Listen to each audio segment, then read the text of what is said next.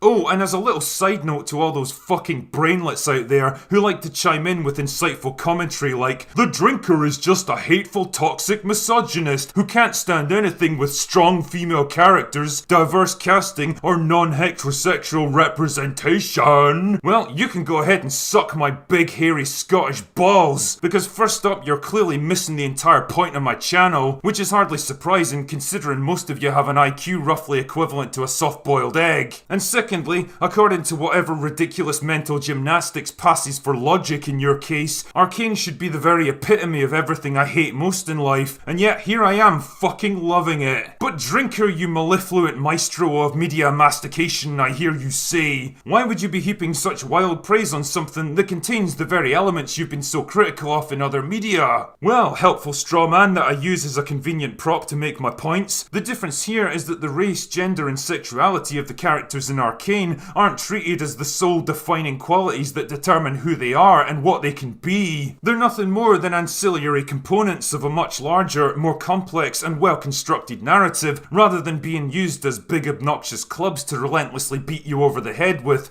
the message. Isn't it funny how all my complaints about forced diversity, clumsy social messaging, and overpowered female characters go right out the fucking window when identity politics takes a back seat to just telling a good fucking story? It's almost like that's the very thing I've been advocating for since my channel took off, and now that it's actually happening, I couldn't be happier.